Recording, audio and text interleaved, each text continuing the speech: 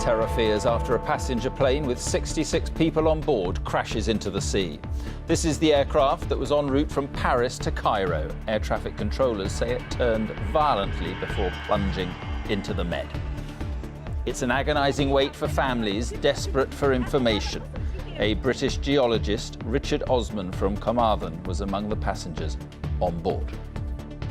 Also tonight, millions of lives are at risk unless new antibiotics are found.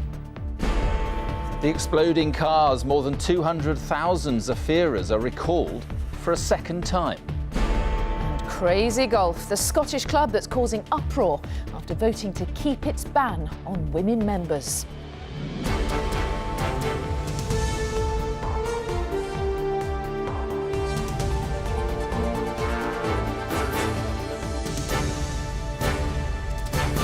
This is the ITV Evening News with Mark Austin and Mary Nightingale.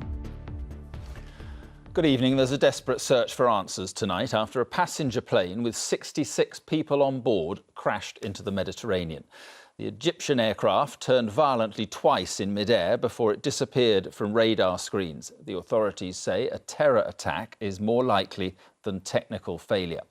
This evening, an airline official said the plane's wreckage had now been found. Well, here is what we know so far. The aircraft left Paris just after 10 o'clock British time last night. At 1:45 in the morning, travelling at 37,000 feet and nearing Cairo, it vanished from radar screens and a search was launched. We will be live from both Paris and Cairo in just a moment, but first, our correspondent Emma Murphy has the latest. They'd expected to collect their relatives at the end of their journeys. But at Cairo airport this morning, these families were beginning a dreadful journey of their own. With no passengers to collect, they milled around, unsure what to do. The plane is gone, but how and what has become of those they loved is still unknown. They told us not to listen to outside rumours, this man said, and they just say that the plane is missing. There was equal distress in Paris from where flight MS-804 had taken off last night. Those who dropped off just a few hours earlier now back in the same airport, but in very different circumstances. Mohammed El-Swadi had dropped his friend off, only to receive a call early this morning. I came with him here yesterday, and I with him after he traveling. He called me, I am traveling now, okay, bye-bye, and I leave the airport. But in the morning, at 6 o'clock in the morning, I have a telephone from Egypt. Shazli is died. This is the missing airliner filmed last year. Last night, 56 passengers and 10 crew were on board, including 1 passenger from the UK, 15 from France and 30 from Egypt. 2 hours into the flight, having just entered Egyptian airspace, the Airbus 320 swerved 90 degrees to the left, then spun and plunged 22,000 feet into the sea. In an era of supposedly tight airline security, Egypt's aviation minister voiced the suspicions of many. If you analyse the situation properly, the possibility of having a different action or having a terror attack is higher than the possibility of having a technical... An air and sea search is now underway off Crete. These the ships heading towards where the wreckage may have been spotted. Mais nous avons aussi le devoir de... President Hollande, no stranger to terror attacks, has vowed to establish exactly what happened. But as the flights for Egypt begin again, he and many others are having to contemplate the possibility that someone, somehow, may have breached French security and got explosives onto the plane in a country which is supposedly on the very highest state of alert. Now the wreckage has been located, there will be great hope that the black boxes can be found very quickly, because of course they will be absolutely critical in taking this investigation forward. But already here in Paris, work is underway to see who was on that plane, the backgrounds of those on board and the crew, and also crucially, who had access to the airliner whilst it was on the tarmac here at Charles de Gaulle. Emma Murphy in Paris, thank you. The British man on board the flight has been named as a 40-year-old father of 2, Richard Osman, who was originally from Carmarthen. Tonight, his brother Alistair spoke to our Wales correspondent Rupert Evelyn and he joins us now. Rupert, a terribly sad time for the family. What did his brother have to say? Well, like presumably all the families, they are watching intently all the news outlets to see and wait for any hope of news. They are holding on to hope. Richard Osman's had two young girls, two children. One of them was only born at the end of April. It is, frankly, a very, very uncertain time for them. I know some of my family are hoping for the best, and I still hope for the best, but it's just, I never would have expected this to happen. I never would expect to wake up to this. This is the reality of ISIS and groups like that. It's indiscriminate, you know. They don't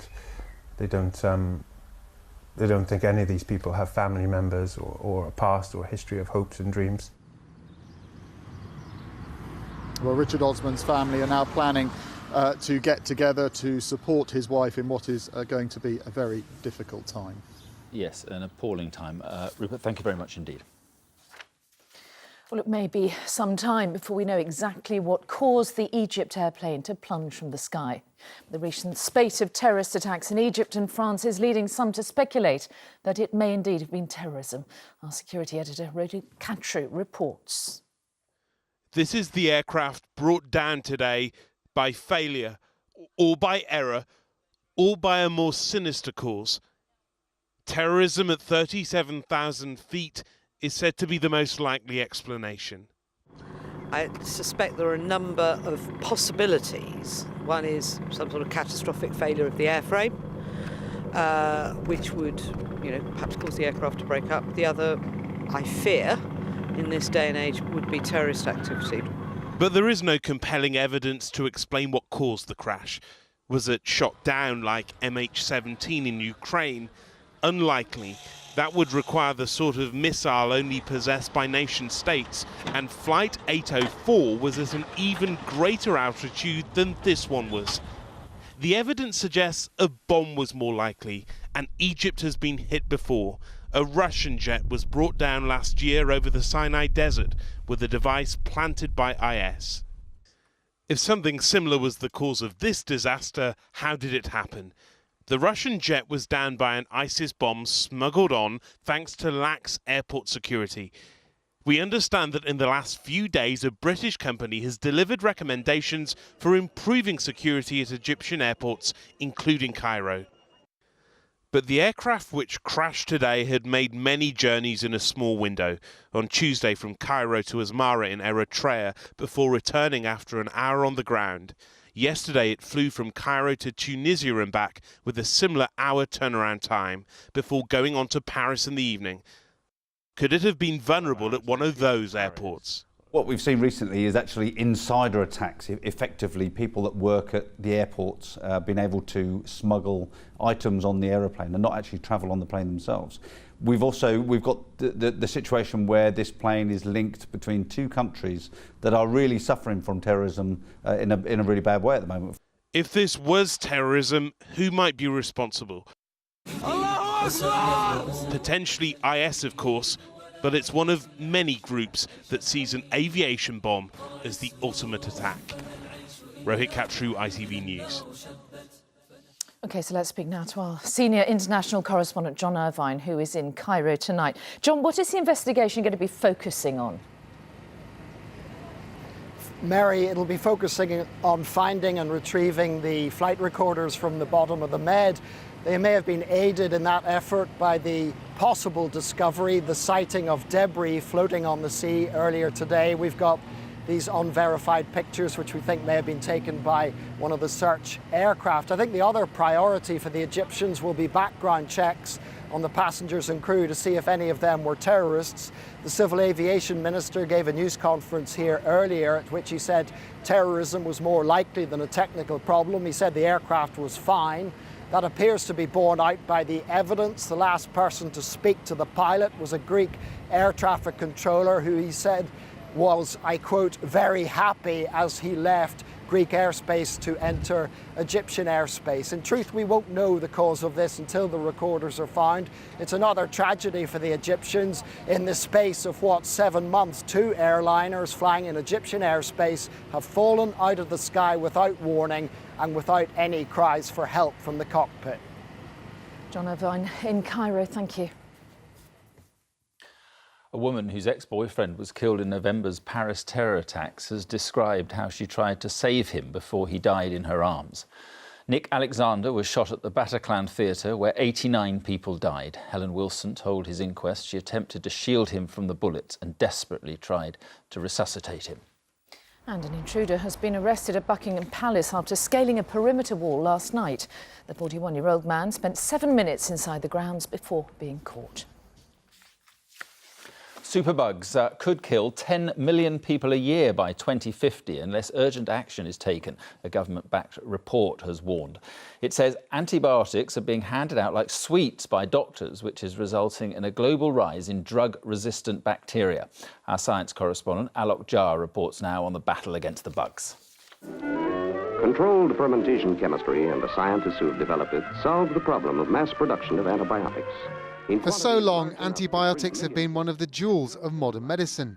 Today, they're fast becoming one of our biggest medical headaches. Drug-resistant bacteria and a lack of new antibiotics could kill millions every year. Now, a government-backed review of antimicrobial resistance has called for a global action plan. Everybody's got to get out of the comfort zone. Pharmaceutical companies, policymakers, the agricultural industry. What I think we are putting forward are some pretty credible solutions that stop what otherwise will be a pretty horrible future in terms of our health and welfare. The review team is looking at a raft of measures to tackle the threat. An urgent public awareness campaign to highlight the problem of drug resistance. Using rapid diagnostics in places like GP surgeries and pharmacies to help reduce unnecessary use of antibiotics. Cash incentives for drug companies to make successful new antibiotics. An isolate of E. coli from about... Labs like this one are developing new candidate antibiotics, but face many hurdles in turning them into medicines. It might be hard to make the molecule or the antibody that we're using as the therapeutic. It might be that it has toxic side effects, and of course that's a big concern. And at each stage of the process, about 90% of the molecules or the antibodies or whatever we would take forward are lost. Antimicrobial resistance has been a health problem for decades. Today's report could finally put it at the top of the world's political agenda too. Alok Jha, ITV News.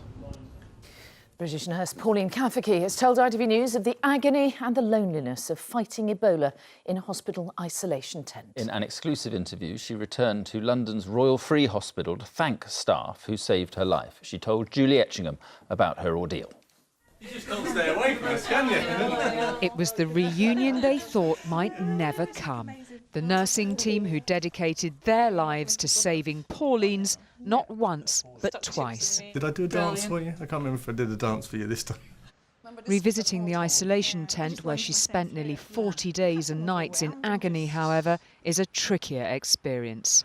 I just know that I never want to go back in there again. Of all her memories of the tent, the nights were the worst. I would just cry at night time.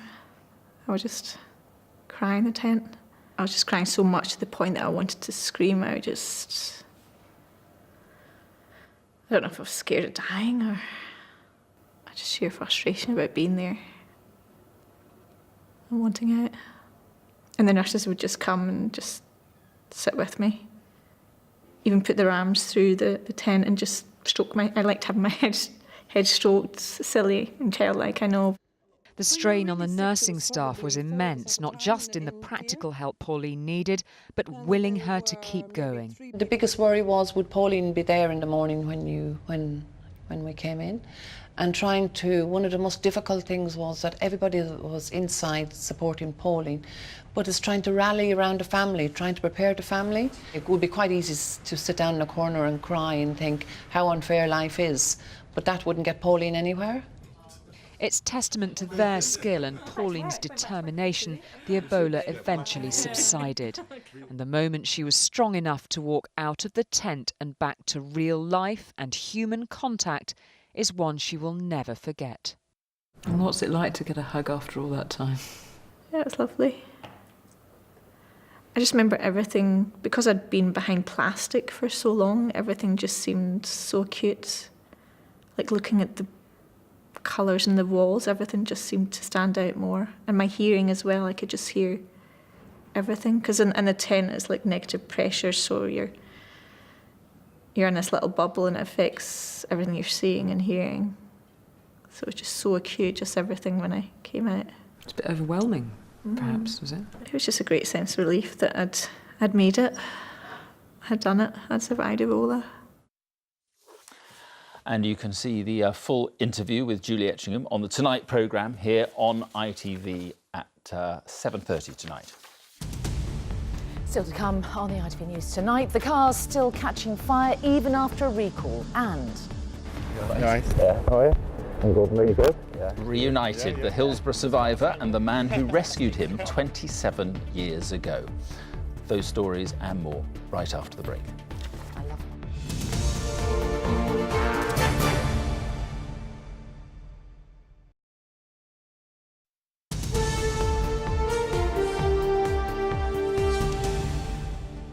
Hello and welcome back. There have been demands for all Vauxhall Zefiras caught up in a safety scare to be taken off the road after the company issued a second recall. Almost 250,000 of the family cars are at risk of bursting into flames, but some that had supposedly been fixed have still caught fire, as our consumer editor Chris Choi reports. Hundreds of fires, thousands of terrified drivers, and now a new recall. 4 children were passengers when this Zafira B went up in flames, and it happened after it had been modified through Vauxhall's first recall. It is impossible to tell you how scary it is. You've got 4 young children to get out.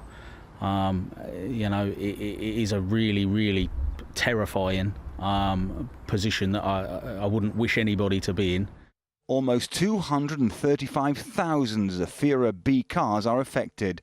Vauxhall told ITV News there'd been 266 fires and that 144,000 cars have now already been repaired with an initial recall. But 14 of them caught fire even after that modification. Just down here by the grills, smoke started to come up. Sue Fremantle had her children in the back when her Zafira B caught fire. Within 3 minutes of calling the fire brigade, the car was engulfed in flames and a burnt-out shell. And you've got this sense of panic and a child in a car seat. I had my young son in a car seat, my 9-year-old absolutely hysterical, seeing his family car going up. 3 redesigned components will now be fitted, but the company denies it's a design fault. Vauxhall refused our interview request and blames improper repairs for the problem. Now thousands of its customers will get new recall letters, but some of them have already lost confidence in their Zafiras and the company's repairs. Chris Choi, ITV News. One of the world's oldest golf clubs has been stripped of its right to stage the Open Championship after voting to continue its ban on women members. Muirfield in Scotland has been men only since 1744, but despite growing pressure, it's refusing to change, as our Scotland correspondent Peter Smith reports. Muirfield played host to the Open just 3 years ago. Oh, brother! The winner, Phil Mickelson, would be welcome to join the club here, but they wouldn't. That's because members here just voted to uphold a 272-year-old rule that bans women from being members, and the Open organisers say they won't be back until that changes. It was left to Muirfield's club captain to face questions over why, in 2016, his members want to keep things men only. I appreciate that it's not a politically correct decision, but we are a members' club and we have the right to decide our own membership policy. It may be considered a members-only matter here, but it's provoked reaction well beyond the fairways. I think the decision is indefensible. You know, this is 2016. We've got women leaders in every walk of life, in politics, in the law, in business, everywhere across our society. If you're wondering what it is about women that Muirfield members want to keep out, a letter with 30 signatories gives a most revealing insight. They said, regardless of the conventions when they first joined, they are likely over time to question our foursomes play, our match system, and speedy play would be endangered. It will take a very special lady golfer to be able to do the things that are expected of them, and the ladies' membership as a whole may not meet this standard. The proposal for change fell short by just 14 votes, but the committee insists they won't try again, and you won't find women members teeing off here anytime soon. Well, Scotland prides itself on being branded the home of golf, and this decision will have been watched around the world. People will have seen the members here at Muirfield choose to keep women out rather than host one of the game's most prestigious tournaments in the Open Championship. And that will reinforce some of the negative stereotypes that golf is still not a game for all and that snobbery and elitism still exist in the game's clubhouses. All right, Peter, thank you very much. And finally tonight, the moment a Hillsborough survivor finally met the man who saved his life. Joe Smith was just 8 when he was carried to safety by a stranger. Joe saw his rescue on a recent documentary and launched an appeal to find him. Today, ITV News saw them meet face to face at Anfield. Damon Green reports on their emotional reunion. Joe's waiting to meet somebody he's not seen in over 27 years. A man who saw him in the crush at Hillsborough as an 8-year-old boy and pulled him to safety. Distressed and in tears on the terrace, separated from his stepfather, he was hauled over the fence and onto the shoulders of a teenager who comforted him. But until today, they'd never set eyes on each other again. Nice. Yeah. How are you? I'm good, mate. You good? Yeah. Are you? Yeah. Yeah. Pissed about last night, wasn't it? Devastated about last night, but, you know. Second half, eh? How are you? Just felt. I don't know, been in shock, like, to be honest with you, obviously. Yeah, you've grown a bit. I have, yeah. I'm not sticking you on your shoulders today. Not this time, no. No, you'd be all right watching the match yourself. Yeah. I just remember just seeing this little lad. He wasn't in a good state, realistically, from the place that he was in. And you could see what was going on around him, even just the noise and the pressure on people. He just had to get out there. It was comforting, you know, to know that there was somebody there that was looking out for me, you know, to make sure that I was going to be okay.